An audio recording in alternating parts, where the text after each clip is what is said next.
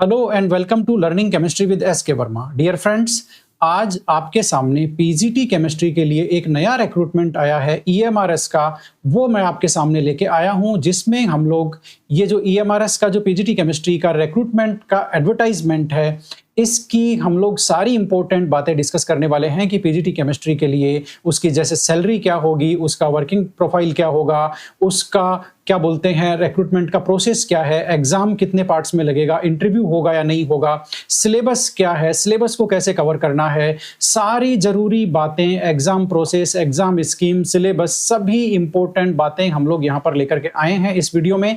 और उम्मीद करते हैं कि ईएमआरएस पीजीटी केमिस्ट्री के बारे में आपके सभी क्वेश्चंस का आंसर इस वीडियो में मिल जाएगा। ठीक है, तो चलिए सबसे पहले मैं आपको बताता हूं ईएमआरएस बेसिकली होता क्या है। ईएमआरएस की जो फुल फॉर्म होती है साथियों, वो होती है आपकी Eklavya model residential school. Eklavya model residential school. और ये बेसिकली कौन चलाता है मैं आपको बता देता हूं। ये बेसिकली आपका national education society for tribal students, ये एक नेशनल एजुकेशन सोसाइटी है ट्राइबल स्टूडेंट्स के लिए। वो इसको इन स्कूलों को चलाती है। National Eklavya model residential school होते हैं बेसिकली, यानी कि बच्चे सभी वहीं रहते हैं। ठीक है, ये सोसाइटी इनको चलाती है। अब ये सोसाइटी को कौन चलाता है भाई, ये तो देख लेते हैं। बेसिकली देखो, गवर्नमेंट ऑफ इंडिया के अधीन जो मिनिस्ट्री है, मिनिस्ट्री ऑफ ट्राइबल अफेयर्स की ये सोसाइटी है, national education society for tribal students. ये सोसाइटी ईएमआरएस जो स्कूल्स होती हैं, एकलव्य मॉडल रेजिडेंशियल स्कूल, वो चलाती हैं। और अभी जो बेसिकली रिक्रूटमेंट लाया गया है ईएमआरएस स्कूलों के लिए बड़े लेवल पर, वो आपका है ईडब्ल्यूएस 2025 है, जिसमें सभी टीचिंग, नॉन टीचिंग सभी तरह की पोस्ट के लिए एडवर्टाइजमेंट हुआ है, प्रिंसिपल के लिए भी हुआ है। तो वो है आपका ईडब्ल्यूएस 2025। ईडब्ल्यूएस का मतलब है ईएमआरएस स्टाफ सिलेक्शन एग्जाम 2025। अब मैंने आपको ईएमआरएस क्या है, कहां से ये शुरू होता है, कौन सी सोसाइटी है, गवर्नमेंट ऑफ इंडिया है, ये सारा मैंने आपको बता दिया है। ठीक है, अब हम सीधा पीजीटी केमिस्ट्री से रिलेटेड जो बातें हैं उन पर आ जाते हैं। एक ब्रीफ इंट्रोडक्शन आपको देना जरूरी था, क्योंकि बहुत सारे लोगों को यही नहीं पता होता कि ईएमआरएस बेसिकली है क्या, उसमें नवोदय में, केंद्रीय विद्यालय में क्या अंतर है। ये बेसिकली हमें यहां पता होना जरूरी था। ओके, तो अब देख लेते हैं, अब फटाफट से चलते हैं।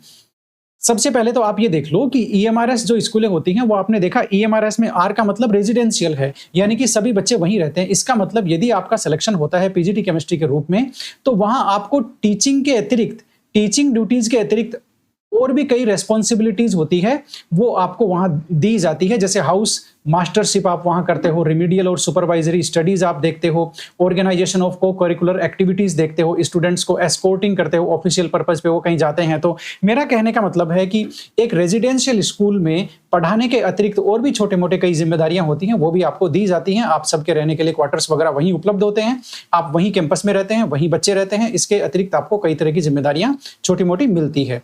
अब ईएमआरएस स्कूल में जिस तरह के इनकी जॉब की प्रकृति है, उसी के हिसाब से है ना, ईएमआरएस स्कूल में जिसका भी सिलेक्शन होगा उसको 10% का स्पेशल पे अलग से मिलता है, यानी कि उसकी जो नॉर्मल सैलरी होती है पीजीटी केमिस्ट्री की, उसके अलावा उसको 10% स्पेशल पे है, वो एडिशनल मिलता है यदि वो ईएमआरएस में सेलेक्ट होते हैं तो, और काम करते हैं तो। दूसरा, ईएमआरएस में कोई किसी को डाउट होगा पोस्टिंग कहां मिलेगी, तो ईएमआरएस में आपको posting anywhere in India, India में आपको कहीं भी दी जा सकती है। और इनिशियल अपॉइंटमेंट इन्होंने कहा है कि वो चेंज नहीं होगा, बाद में आपका ट्रांसफर हो सकता है।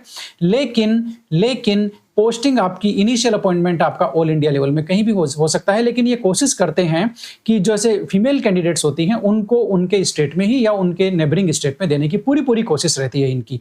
और ऐसा 90% हो भी जाता है कि फीमेल्स को या तो उन्हीं का स्टेट मिलता है या नेबरिंग स्टेट मिलता है, उसके अलावा ज्यादा दूर उनको पोस्टिंग देते नहीं है। कोशिश इस तरह की रखते हैं central government of India.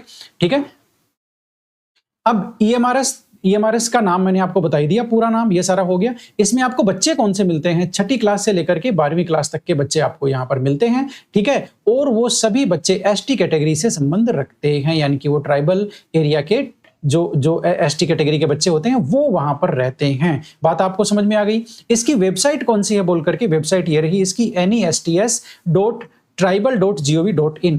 nests.tribal.gov.in। अब आप कहोगे सर आप ये सारी बातें हमें क्यों बता रहे हो? अरे भाई, जिस ऑर्गेनाइजेशन का आप फॉर्म भर रहे हो, जिसकी आप नौकरी पाना चाहते हो, उसके बारे में आपको सारा कुछ पता होना चाहिए ताकि आप डिसीजन ले पाओ कि ईएमआरएस की आपको मतलब ईएमआरएस क्या है, कैसे काम करता है, आप उसके लिए मेंटली प्रिपेयर रहो। ठीक है ना? ये बात हो गई सारी बातें। और इन्होंने साफ लिखा हुआ है कि वहां पर जो क्या बोलते हैं, रेंटल फ्री आपको अकोमोडेशन वहां पर दिया जाएगा यदि आप सिलेक्शन होते हो, है ना? फुल्ली रेजिडेंशियल इंस्टीट्यूशन है, टीचिंग नॉन टीचिंग स्टाफ सभी वहीं कैंपस में रहते हैं, आपको रेंटल फ्री जो है वहां पर आपको क्वार्टर्स रहने को मिलते हैं, है ना? ये सारी चीजें आपको जानना जरूरी है। जॉब से जुड़ी हुई बातें आप जानेंगे तो ही आप अच्छी तरह से अपना जो है वो मन बना पाएंगे। ठीक है, तो ये मैंने आपको बातें बताने की कोशिश करी ईएमआरएस के बारे में। अब मैं सीधा फुल्ली कॉन्सेंट्रेट हो गया हूं, जो रिक्रूटमेंट प्रोसेस है, एग्जाम प्रोसेस है, सिलेबस का जो है वो सारा मैं आपको बताने वाला हूं। जो लेटेस्ट रिक्रूटमेंट एडवर्टाइजमेंट कल रिलीज हुआ है उसके बारे में मैं आपको सारी बातें बताने वाला हूं। ठीक है,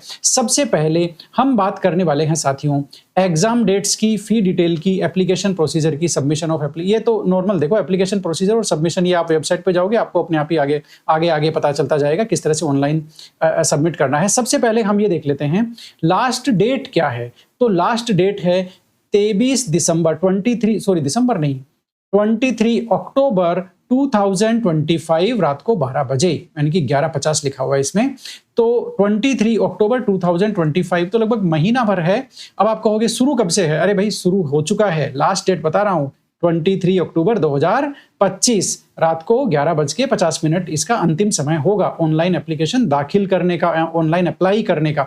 आप कहोगे कौन सी वेबसाइट पर जाके करना है? तो भैया वेबसाइट भी जरा लिख लो, nests.tribal.gov.in।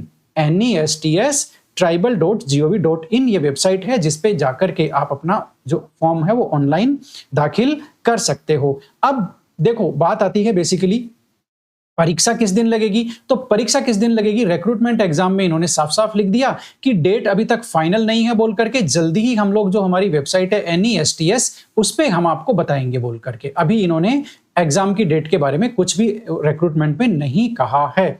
अब आप कहोगे कि भाई ये बातें तो हो गई सर, लेकिन सीट कितनी है? तो पोस्ट ग्रेजुएशन की हम लोग post graduate teachers PGT chemistry के लिए हम लोग बात कर रहे हैं, है ना? तो पीजीटी केमिस्ट्री यहां पर ये लिस्ट में 4 नंबर पे है। पीजीटी केमिस्ट्री में जो टोटल सीट है साथियों वो आपकी कितनी है? 169 में जो जनरल की है वो 71 है, ईडब्ल्यूएस की 16 है, ओबीसी नॉन क्रिमिलेयर 45 है, एससी कैटेगरी 25 है, एसटी 12 है ना? ये विजुअली इम्पेयर्ड है, ये आपके जो अलग अलग कैटेगरी है, लोकोमोटर डिसेबिलिटी, है ना? ठीक है ना? ये जो आपकी डिसेबल कैटेगरीज हैं वो हैं, इनमें जो आपके कैटेगरी लागू होती है उसके हिसाब से सीटें हैं। और SC ST OBC NCL EWS ये सारी मैंने बता दी आपको कितनी कितनी सीटें हैं। लेकिन आप ये मान के चलिए 169 बहुत अच्छा नंबर है पीजीटी केमिस्ट्री के लिए, काफी शानदार नंबर होता है 169 सीटों का, है ना? इतनी सीटें मुश्किल से ही देखने को मिलती है। ओके, आगे चलते हैं। अब आप कहोगे कि इसके लिए एलिजिबिलिटी क्या है? तो एलिजिबिलिटी तो क्या है वो तो मैं आपको पहले बता देता हूं। एलिजिबिलिटी क्या है वो मैं आपको पहले बता देता हूं। ये देखिए एलिजिबिलिटी क्राइटेरिया, फिर मैं आपको बाद में बताऊंगा, वो जो पहले जो कुछ पॉइंट रह गए ना वो मैं आपको बाद में बताऊंगा। एलिजिबिलिटी क्राइटेरिया, आपकी योग्यता क्या होनी चाहिए वो आप जरा देख लो। पीजीटी केमिस्ट्री के लिए हम लोग स्पेशली बात कर रहे हैं, तो पीजीटी केमिस्ट्री के लिए एलिजिबिलिटी क्राइटेरिया है वो बेसिकली यहां पर आपका ज्यादा कुछ नहीं है। यदि आपकी इंटीग्रेटेड एमएससी बीएड है, जैसे इंटीग्रेटेड एमएससी बीएड 6 साल की होती है ना, वो यदि है तो आप योग्य हैं, एलिजिबल हैं। ठीक है, इसके अलावा यदि आपकी पीजी आपने एमएससी कर रखी है केमिस्ट्री में और उसके साथ में आपकी बीएड है तो भी है। मतलब मेरा कहने का मतलब है कि यदि आपकी 6 साल वाली एमएससी है, 6 साल, अब आप कहोगे 6 साल की कौन सी आ गई सर? अरे भाई होती है, इंटीग्रेटेड एमएससी प्लस बीएड 6 साल का कोर्स होता था। ठीक है, तो यदि वो कर रखा है तो भी आप एलिजिबल हो। यदि आपने एमएससी हो और बीएड भी आपने कर रखा है, एमएससी केमिस्ट्री और बीएड भी आपने कर रखा है तो भी आप एलिजिबल हो।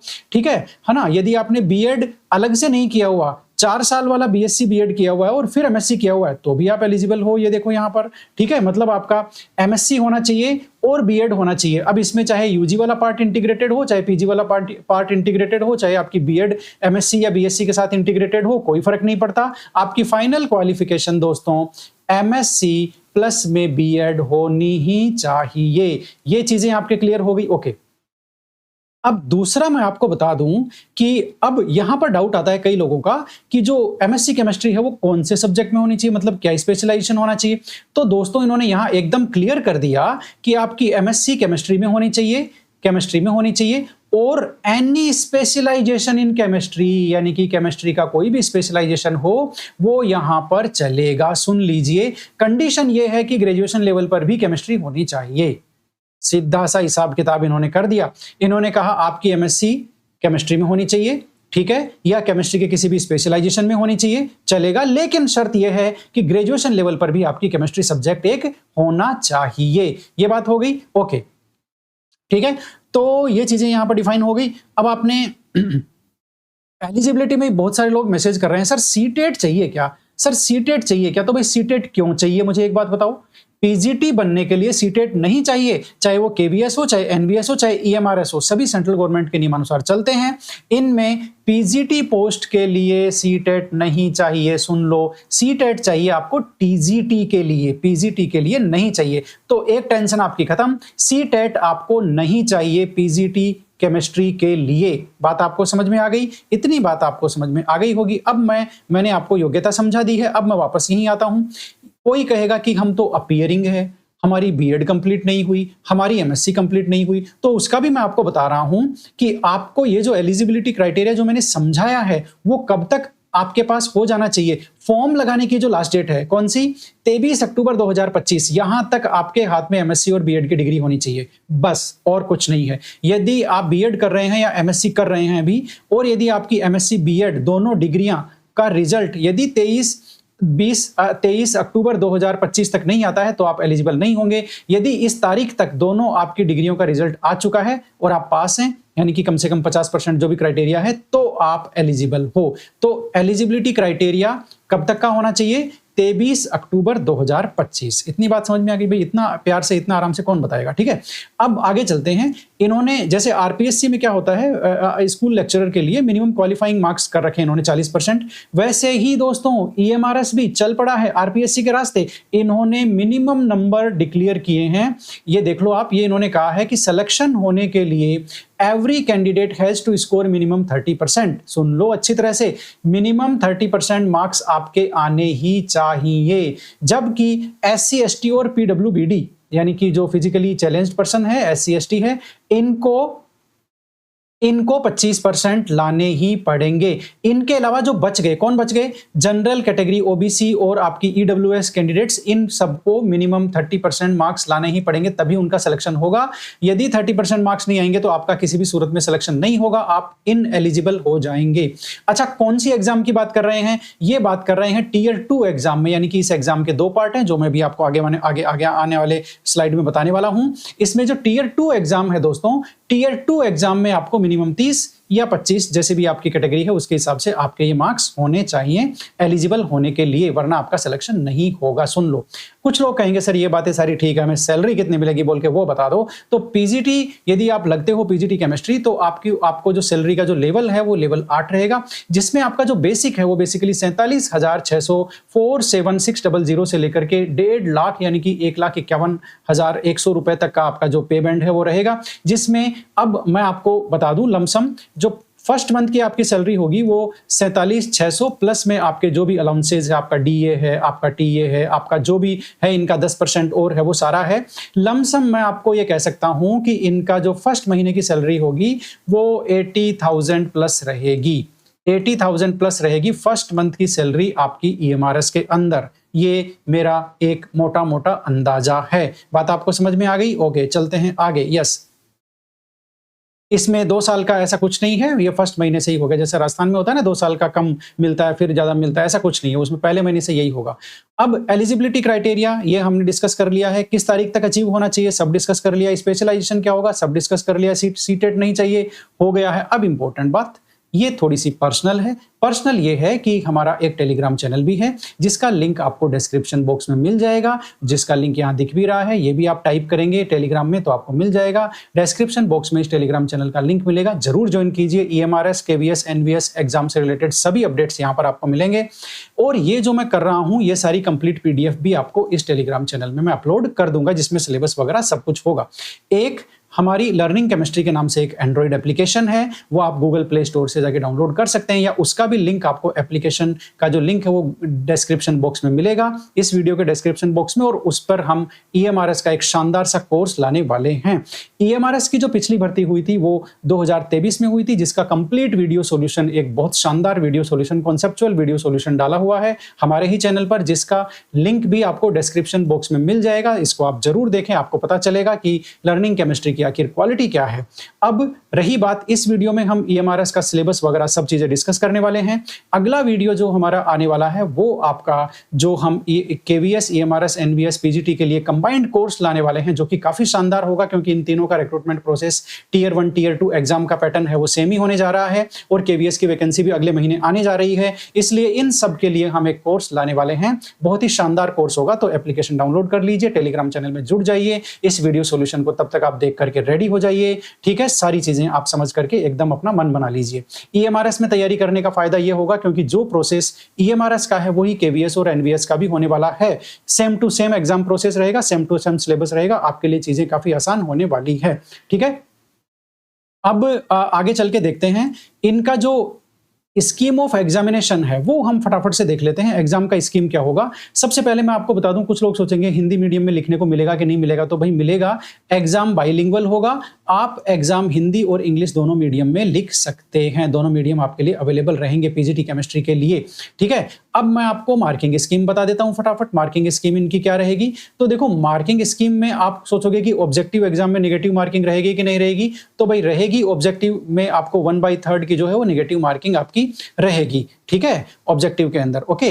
अब मैं आपको मेन चीज बताता हूं, इनका जो पूरी जो रिक्रूटमेंट प्रोसेस है उसमें बेसिकली जो रिटन एग्जामिनेशन है वो आपका क्या है, उसमें आपके 2 स्टेप होंगे, 2 स्टेजेज होंगे।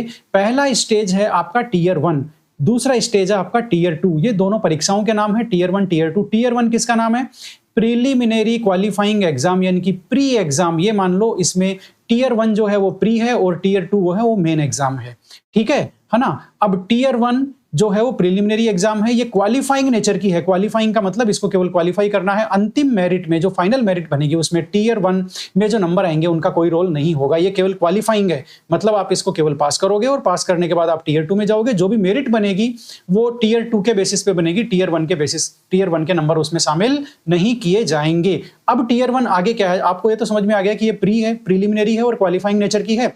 अब आगे ये है कि ये MCQ based OMR pen paper exam होगा। पेन पेपर मतलब ऑनलाइन एग्जाम नहीं होगा, ये ऑफलाइन एग्जाम होगा। MCQ based OMR based exam होगा, यानी कि मल्टीपल चॉइस क्वेश्चन का पेपर होगा। क्वालिफाइंग नेचर की है, इसकी हम बात कर चुके हैं, ये आपको केवल क्वालिफाई करना है।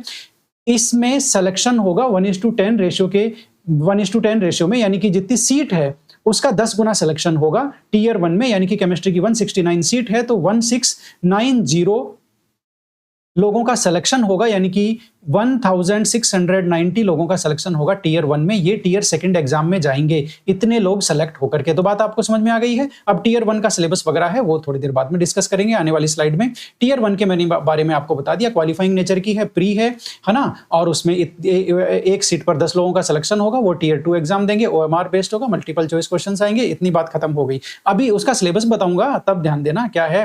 टीयर 2 ये मान लो आप इसका मेन एग्जाम है, जिसको हम लोग बोलते हैं सब्जेक्ट नॉलेज एग्जामिनेशन। ये आपका सब्जेक्ट नॉलेज एग्जामिनेशन, यानी कि जो आपका सब्जेक्ट है PGT केमिस्ट्री में केमिस्ट्री होगा, उसका नॉलेज आपका यही चेक किया जाएगा। यानी कि टीयर 1 में आपकी केमिस्ट्री नहीं आने वाली है, जो भी केमिस्ट्री आएगी वो सारी आपकी टीयर 2 एग्जाम में आएगी। इतनी बात क्लियर हो गई, ओके। अब ये क्या है, ये इसमें ये दोनों का कॉम्बिनेशन है बेसिकली, यानी कि आपको MCQ OMR बेस्ड एग्जाम भी होगा इसमें, और इसमें डिस्क्रिप्टिव क्वेश्चन भी आएंगे। आप सोच रहे हो सर ये क्या हुआ, हाँ भाई डिस्क्रिप्टिव, यानी कि आपको उत्तर लिखना पड़ेगा, ठीक है, बाकायदा। जैसे आपने 10वीं क्लास 12वीं क्लास UG MSc में उत्तर लिखे हैं ना अपने कॉपी में, है ना, पेज भरे हैं, वैसे आपको पेज भरने पड़ेंगे, यानी कि डिस्क्रिप्टिव क्वेश्चन भी आएंगे। कितने आएंगे वो आगे बात करने वाले हैं, है ना। मतलब एक ही पेपर में ये भी होगा और एक ही पेपर में ये भी होगा। पेपर एक ही होगा लेकिन दोनों तरह के क्वेश्चन उसमें शामिल होंगे। कुछ क्वेश्चन ये होंगे और कुछ क्वेश्चन डिस्क्रिप्टिव वाले होंगे। ये भी एग्जाम पेन पेपर यानी कि ऑफलाइन होगा। इतनी बात आपको समझ में आ गई।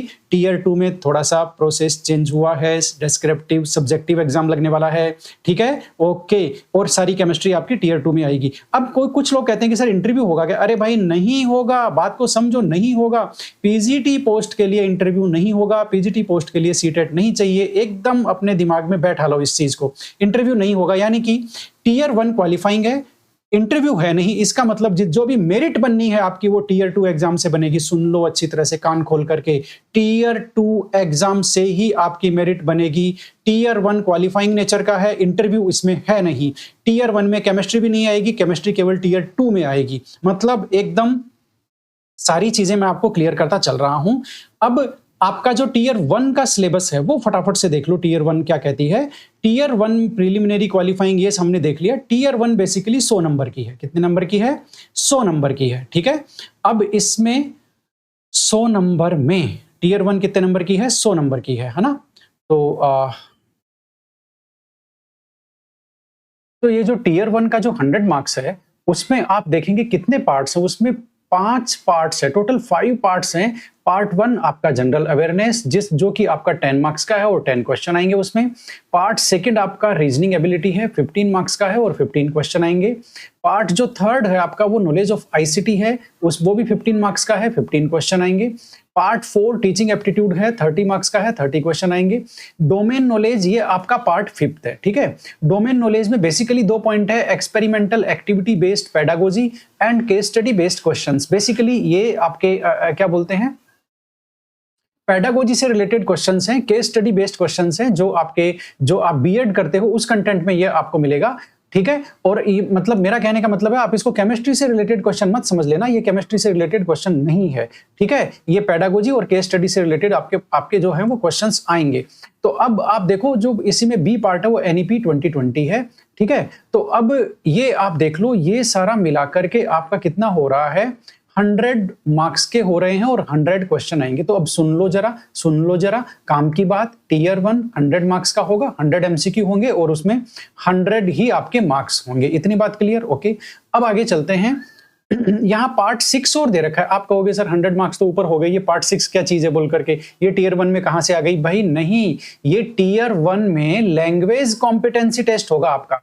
कौन सा टेस्ट होगा? Language competency test. किसमें? टीयर 1 में, ठीक है ना। जिसमें आपकी जनरल इंग्लिश और जनरल हिंदी आएगी। कितने नंबर की आएगी? दोनों 10-10 नंबर की, यानी कि टोटल 20 नंबर की आएगी। कौन? हिंदी 10 नंबर की और 10 नंबर की आपकी इंग्लिश, यानी कि 10 और 10 20 मल्टीपल चॉइस क्वेश्चंस होंगे जनरल हिंदी और जनरल इंग्लिश के।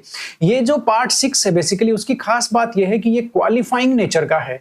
कौन सी नेचर का है? क्वालिफाइंग। मतलब आपके टीयर 1 के स्कोर में इसका स्कोर जुड़ेगा नहीं, लेकिन इसको पास करना जरूरी है। सुन लो, टीयर 1 का जो स्कोर आपका बनेगा उसमें यह जुड़ेगा नहीं, लेकिन इसको पास करना जरूरी है और इसकी पासिंग मार्क्स है आपके मिनिमम 40% आपको लाना ही पड़ेगा। किसमें? पार्ट 6 में। और इन्होंने साफ साफ लिखा हुआ है 40%, यानी कि 20 में से 40%, यानी कि 8 मार्क्स आपको लाना ही पड़ेगा। सुन लिया आपने? अब आप जरा देख लो, इन्होंने एक चीज और कह रखी है कि टीयर 1 जब आपका इवेल्युएट होगा, यानी कि टीयर 1 की ओएमआर शीट आपकी चेक होगी, तो सबसे पहले पार्ट 6 है वो चेक होगा।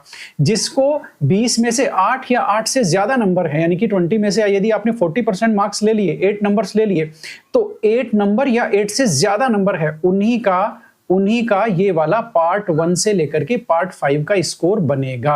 अदरवाइज आप टीयर 1 के लिए डिस्क्वालीफाई हो जाओगे यदि आपका लैंग्वेज कॉम्पिटेंसी टेस्ट में कम से कम 40% मार्क्स नहीं आया। तो सुन लीजिए, ठीक है। तो आपने टीयर 1 का स्ट्रक्चर पूरा समझ लिया। मार्क्स आपके जुड़ेंगे इन 5 पार्ट्स के बेसिस पे, लेकिन जो 6 पार्ट है उसमें आपका क्वालिफाइंग स्कोर करना जरूरी है, वो है आपका 40%, यानी कि 8 मार्क्स। 8 से ज्यादा आ जाएंगे तो जुड़ेंगे नहीं। आपने देखा 100 तो 5 पार्ट तक ही हो गए, 100 मार्क्स जो होने थे वो 5 पार्ट तक हो गए। इसका मतलब है कि आप हिंदी और इंग्लिश वाले में यदि आपके 20 आउट ऑफ 20 पे आ जाते हैं तो वो आपके जुड़ेंगे नहीं, आप क्वालिफाई ही मानी जाओगे। बात आपको समझ में आ गई है ना। स्कोर तो आपका टीयर 1 में उन 100 मार्क्स में से ही आएगा जो ऊपर इन्होंने 5 पार्ट बता दिए हैं। अब एक चीज और है, इन्होंने कहा है कि ये जो इंडिविजुअल पार्ट है, पार्ट 1 से लेके पार्ट 6 तक, इनके लिए आपको अलग अलग टाइम नहीं मिलेगा। ये पूरा ही टीयर 1 का जो पेपर है जिसमें आपको 120 मल्टीपल चॉइस क्वेश्चंस हो गए, ये 6 पार्ट है ना, ठीक है। इन सब के मिलाकर के 120 मल्टीपल चॉइस क्वेश्चंस हो गए। ये 120 मल्टीपल चॉइस क्वेश्चन आपको 2 आवर एंड 30 मिनट, यानी कि लगभग 2.5 घंटे में ये आपको करना है, 2 आवर एंड 30 मिनट ड्यूरेशन में करना है। अकेले किसी पार्ट की कोई टाइम लिमिट नहीं है, ऐसा नहीं है कि भाई जो जनरल अवेयरनेस वाला उसका टाइम लिमिट, ऐसा कुछ नहीं है। यानी कि ये पूरा एक ही पेपर में होगा, ये 6 पार्ट, और वो आपको 2.5 घंटे तक वो पेपर चलेगा, जिसमें 120 मल्टीपल चॉइस क्वेश्चंस होंगे, है ना। पार्ट 1 से लेके पार्ट 6 होंगे। पार्ट 6 क्वालिफाइंग नेचर का है, उसका स्कोर जुड़ेगा नहीं, लेकिन क्वालिफाई करना जरूरी है, बात को समझ गए होंगे, ठीक है। ओके, अब जो आपने टीयर 1 देखा, टीयर 1 का मैं आपको सिलेबस बता देता हूं, ठीक है। टीयर 1 का ये सिलेबस देख लीजिए। सबसे पहला जो पार्ट था इसका जनरल अवेयरनेस था। जनरल अवेयरनेस में ज्यादा नहीं है, जनरल नॉलेज और करंट अफेयर है with special Mphasis on in the field of education, यानी कि करंट अफेयर भी आएगा और जनरल नॉलेज भी आएगा, तो वो एजुकेशन का जो फील्ड है उस पे उनका ज्यादा जो है एम्फासिस रहेगा, ज्यादा जोर रहेगा।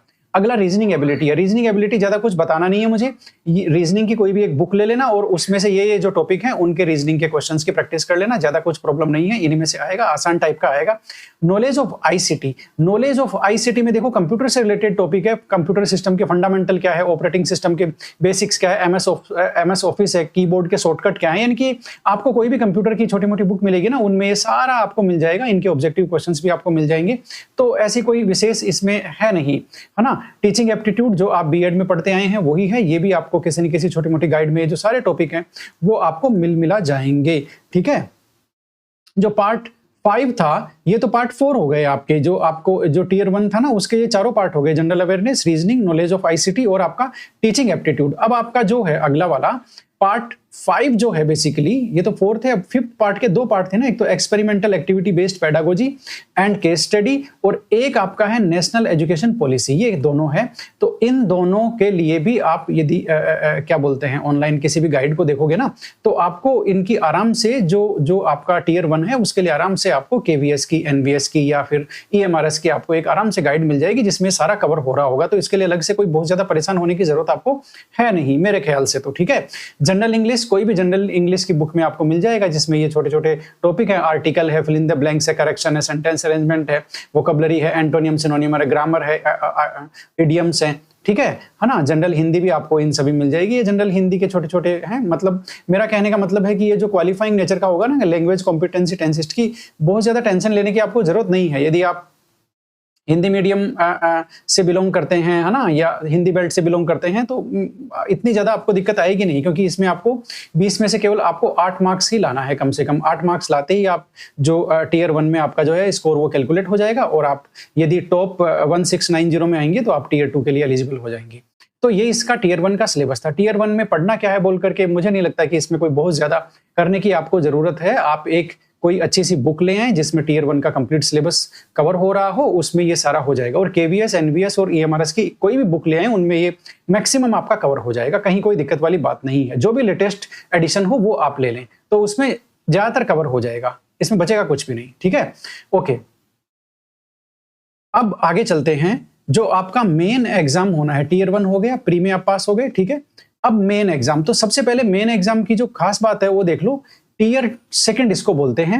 अब इसमें कौन अपीयर होगा इसमें जो टीयर 1 जो प्री एग्जाम होगा, प्रिलिमिनरी एग्जाम होगा, ठीक है ना, उसमें जितनी सीट निकली हुई है उसका 10 गुना कैंडिडेट्स पास किए जाएंगे। यानी कि जैसे केमिस्ट्री में 169 सीट निकली है ना, तो 1690 कैंडिडेट्स है वो टीयर 2 एग्जाम के लिए पास किए जाएंगे टीयर 1 एग्जाम में, ठीक है। तो वो जो 1690 है ये टीयर 2 एग्जाम, यानी कि जो आपका सब्जेक्ट नॉलेज एग्जामिनेशन है, अब आपका केमिस्ट्री का एग्जाम होने वाला है, उसमें ये लोग बैठेंगे, ये लोग वो एग्जाम देंगे, सब्जेक्ट नॉलेज एग्जामिनेशन वाला टीयर 2। इतनी बात हो गई, ओके। अब टीयर 2 एग्जाम से ही मेरिट बनेगी, ये हम पहले डिस्कस कर चुके हैं, ठीक है। टीयर 1 का आपकी ओवरऑल मेरिट में कोई रोल नहीं रहेगा, टीयर 2 एग्जाम से ही आपकी ओवरऑल मेरिट बनेगी, ये हम पहले ही बात कर चुके हैं। इंटरव्यू आपका है नहीं, सीटेट आपको चाहिए नहीं, कुछ बहुत सारी बातों के मैं पहले ही जवाब दे चुका हूं, ओके। अब आगे देखते हैं कि इसका सिलेबस क्या होगा और इसमें इसका जो एग्जाम का पैटर्न क्या होने वाला है टीयर 2 का, ओके। अब टीयर 2 में बेसिकली सब्जेक्ट स्पेसिफिक नॉलेज आएगा, ठीक है, जो इन्होंने वेबसाइट पे अपलोड कर रखा है, जो मैं भी आपको दिखाने वाला हूं। वेबसाइट आपकी ये रही इनकी, nests.tribal.gov.in, जो मैं अभी आपको दिखाने वाला हूं। और याद रखिएगा ये जो पूरी पीडीएफ है ये मैं उस टेलीग्राम चैनल में भी डालने वाला हूं, जो आप वहां, जिसका मैंने आपको ऊपर जिक्र किया है, जो हमारा टेलीग्राम चैनल है, जो आपका जिसका लिंक आपको डिस्क्रिप्शन बॉक्स में मिलने वाला है, ठीक है। अब सबसे पहले आप देख लो टीयर 2 एग्जाम का स्ट्रक्चर। नंबर ऑफ क्वेश्चन कितने आएंगे? नंबर ऑफ क्वेश्चन आएंगे आपके, ऑब्जेक्टिव क्वेश्चन भी होंगे इसमें, और इसमें डेस्क्रिप्टिव क्वेश्चन भी दोनों टाइप के होंगे, है ना, ये आपको पता है। ऑब्जेक्टिव क्वेश्चन इसमें होने वाले हैं 40 और डेस्क्रिप्टिव होने वाले हैं 15। वेरी वेरी क्लियर कैलकुलेशन, है ना। तो टोटल क्वेश्चन ओके हो गए आपके 55। ये टीयर 2 एग्जाम में टोटल 55 क्वेश्चन होंगे, ठीक है। मार्क्स कितने कितने के होंगे, तो ये देखो, ये जो ऑब्जेक्टिव क्वेश्चन है ना, ये तो आपके 40 मार्क्स के होंगे। ये देखो ये रहा, यानी कि एक ऑब्जेक्टिव क्वेश्चन आपका 40 मार्क्स का है, कहीं कोई दिक्कत नहीं है। ये जो डेस्क्रिप्टिव मार्क्स हैं वो आपके 60 मार्क्स के होंगे। डेस्क्रिप्टिव जो क्वेश्चन हैं वो आपके 60 मार्क्स के होंगे, यानी कि 15 क्वेश्चन टोटल 60 मार्क्स के हो गए हैं, यानी कि एक क्वेश्चन आपका 4 मार्क्स का बनता है, ठीक है। तो एक ये हो गया टोटल आपका 60। तो ये इस तरह से टोटल टीयर 2 एग्जाम में 55 क्वेश्चन होंगे, 40 ऑब्जेक्टिव 15 डेस्क्रिप्टिव, और ये दोनों मिलाकर के आपके 55 क्वेश्चन हो गए और टोटल स्कोर इनका हो गया 100। तो इस तरह से 100 मार्क्स का आपका टीयर 2 एग्जाम होने वाला है। टीयर 2 आपका 3 घंटे का होगा। डेट के बारे में अभी इन्होंने कोई अनाउंसमेंट नहीं किया। तो मुझे लगता है आपको टीयर 1 और टीयर 2 एग्जाम का जो स्ट्रक्चर है वो क्लियरली आपको पता चल चुका है कि टीयर 2 जो एग्जाम जिसके बेसिस पे आपकी मेरिट बनेगी उसमें टोटल 55 क्वेश्चन होंगे, 40 एमसीक्यू होंगे, 15 डेस्क्रिप्टिव होंगे। जो डेस्क्रिप्टिव होंगे उनका वेटेज 60 मार्क्स का होगा और एमसीक्यू का वेटेज 40 मार्क्स का होगा। टोटल ये 100 मार्क्स का होगा, ठीक है। ये हम पहले ही बात कर चुके हैं कि मेरिट लिस्ट जो बनेगी पीजीटी के लिए वो केवल और केवल टीयर 2 एग्जाम में परफॉर्मेंस के बेसिस पर ही बनेगी, उसमें टीयर 1 का कोई रोल नहीं है और इंटरव्यू तो है ही नहीं। तो याद रखिएगा, टीयर 1 तो केवल टीयर 2 में आने का एक रास्ता है, आपकी फाइनल मेरिट टीयर 2 के बेसिस पे बनने वाली है, ठीक है। ये बात हो गई। अब आगे और चलते हैं। अब टीयर 2 का सिलेबस देख लेते हैं। टीयर 2 के सिलेबस में ज्यादा कुछ मगजमारी है नहीं, छोटा आसान सा सिलेबस है। टीयर 2 का बेसिकली सिलेबस के बारे में मैं आपको इतना ही कह दूं कि यह क्लास 11 और क्लास 12 के जो एनसीईआरटी केमिस्ट्री के चैप्टर हैं वो सारे के सारे हैं इसमें एज इट इज, ठीक है। आपको पढ़ना क्या है, आपको एनसीईआरटी ही पढ़नी है। सुन लीजिए अच्छी तरह से, जितना हो सकता है उतना ज्यादा एनसीईआरटी एग्जाम्पलर इन टेक्स्ट क्वेश्चन, यही आपको सारे पढ़ने हैं। ये आपने समझ लिया होगा, ठीक है। मतलब ज्यादा कुछ इसमें मगजमारी नहीं है, क्योंकि ऑब्जेक्टिव क्वेश्चन जो आपका टीयर 2 है ना, बेसिकली वो आप उसको समझो, वो सब्जेक्टिव एग्जाम है। 40 मार्क्स के एमसीक्यू आएंगे, लेकिन 60 मार्क्स के आपके सब्जेक्टिव क्वेश्चंस आएंगे, ठीक है। तो जो डेस्क्रिप्टिव क्वेश्चन है, सब्जेक्टिव क्वेश्चन है, वो आप आंसर तभी दे पाओगे जब आप एनसीईआरटी की बुक को बार बार पढ़ेंगे। तो मेरा आपको कहना यही है कि ये सारे चैप्टर एनसीईआरटी में से हैं, आप एनसीईआरटी ही आपको पढ़नी है टीयर 2 एग्जाम को फेस करने के लिए। इसके अलावा आपको ज्यादा कुछ ऊपर नीचे नहीं करने की जरूरत है, ठीक है। बाकी जो भी ऊपर नीचे करने की जरूरत होगी, वो जो भी प्रैक्टिस क्वेश्चंस होंगे, चाहे वो एमसीक्यू के हों चाहे वो सब्जेक्टिव के हों, वो हम हमारे कोर्स में रखेंगे उनको, ठीक है। तो ऐसी कोई बात नहीं है। तो अब मैं आपको बता दूं, ये देखो, ये basic concept of chemistry class 11 का है, स्ट्रक्चर ऑफ एटम ये क्लास 11 का सेकंड पॉइंट है। सारे वो के वही हैं, मतलब टॉपिक अंदर से एक भी चेंज नहीं है। Classification of elements and periodicity in properties ये क्लास 11 का थर्ड है चैप्टर है। आपका केमिकल बॉन्डिंग फोर्थ चैप्टर है। आपका केमिकल थर्मोडायनेमिक्स ये आपका क्या बोलते हैं 5th चैप्टर है, ठीक है। टॉपिक सारे वो के वही है जो एनसीईआरटी में दिया है, एक भी टॉपिक अलग नहीं है। सुन लीजिए अच्छी तरह से, एक भी टॉपिक अलग नहीं है, तो आप बिल्कुल भी परेशान ना होएं, ठीक है। इक्विलिब्रियम है वही है, क्लास 11 का है। रेडॉक्स रिएक्शन क्लास 11 में है। टॉपिक एक भी अलग नहीं है, ये क्लास 11 की ऑर्गेनिक केमिस्ट्री, ये आपका क्या बोलते हैं क्लासिफिकेशन ऑफ हाइड्रोकार्बन, और ये आपका जो पूरा आपका उसमें दिया हुआ है हाइड्रोकार्बन वाला चैप्टर क्लास 11 में, वो एज इट इज इन्होंने सारे टॉपिक लिख रखे हैं, ठीक है। एक ही एक इन्होंने लिख रखी है। ये क्लास 12 की केमिस्ट्री का सॉल्यूशन चैप्टर है, फर्स्ट चैप्टर, सारा एनसीईआरटी के टॉपिक्स हैं। इलेक्ट्रोकेमिस्ट्री है, सारी एनसीईआरटी के टॉपिक्स हैं। केमिकल काइनेटिक्स है, डी एंड एफ ब्लॉक है। कुछ भी तो अलग नहीं है दोस्तों, एक टॉपिक भी अलग नहीं है। ये आपका कोऑर्डिनेशन केमिस्ट्री है, ये आपका हेलो एल्केन, देखो हेलो का एलो लिख दिया इन्होंने, हेलो बोल गए, एलो लिख दिया, कोई बात नहीं। हेलो एल्केन, हेलो एरिन, ठीक है। और ये आपका क्या है, अल्कोहल फिनोल ईथर्स है ना, सेम है सब कुछ, कुछ भी नहीं है। एल्डिहाइड कीटोन कार्बोक्सिलिक एसिड सब सेम सेम सेम सेम, है ना। यानी कि आपको कुछ नहीं करना, आपको सिर्फ एनसीईआरटी लेनी है क्लास 11 और 12 की। बात आपको समझ में आई कि नहीं आई? आपको लेनी है एनसीईआरटी क्लास 11 और 12 की, बस उन्हीं को पढ़ना है बार बार, एक बार, दो बार, 10 बार, 20 बार, 25 बार, उन्हीं को पढ़ना है। बाकी सारा कंटेंट जो भी जरूरत होगी, प्रैक्टिस क्वेश्चंस, सब्जेक्टिव क्वेश्चंस की प्रैक्टिस, वो सारी हम एप्लीकेशन के थ्रू करेंगे, ठीक है, मतलब कोर्स के थ्रू करेंगे। तो आप याद रखिएगा, जो नेक्स्ट जो वीडियो है वो इसी बात पे आने वाला है कि हमारा ईएमआरएस का जो कोर्स है होगा वो कैसा होगा, उसी बात पे आने वाला है। केवीएस ईएमआरएस का जो कंबाइंड कोर्स हम लोग लाने वाले हैं, ठीक है। और ये तो होगा ही होगा। इसके अलावा क्या बोलते हैं, इस वीडियो में मैंने आपको बाकी सारी चीजें समझाने की कोशिश करी है। ज्यादा कुछ इसमें दिक्कत है नहीं। और क्या बोलते हैं, सब्जेक्टिव क्वेश्चंस की प्रैक्टिस भी हम लोग उसमें रखेंगे एप्लीकेशन में, मतलब कोर्स में, ठीक है। आपको मैं वापस याद दिला दूं, इस वीडियो के डिस्क्रिप्शन बॉक्स में कुछ आपके लिए लिंक होंगे। हमारे टेलीग्राम चैनल का लिंक होगा जिसमें फ्यूचर अपडेट्स आएंगी इस कोर्स से रिलेटेड या इस ईएमआरएस एग्जाम से रिलेटेड सारी अपडेट होंगी। ये पीडीएफ भी वहीं डाली जाएगी, है ना। तो एक एप्लीकेशन है हमारी, वो भी आप डाउनलोड कर सकते हैं, उसका लिंक भी इसी में होगा। एक जो ईएमआरएस का जो 2023 का पेपर हुआ था उसका वीडियो सॉल्यूशन भी हमारा किया हुआ है, उसका जो वीडियो लिंक है वो भी आपको वहीं मिलेगा। तो ईएमआरएस के लिए उम्मीद करता हूं कि मैंने काफी सारी चीजें आपको समझाने की कोशिश करी है पीजीटी केमिस्ट्री के लिए। Thank you very much. और भी कोई सवाल हो तो आप डिस्क्रिप्शन बॉक्स में कमेंट में लिखिए, उसका आपको जवाब मिल जाएगा। Thank you very much.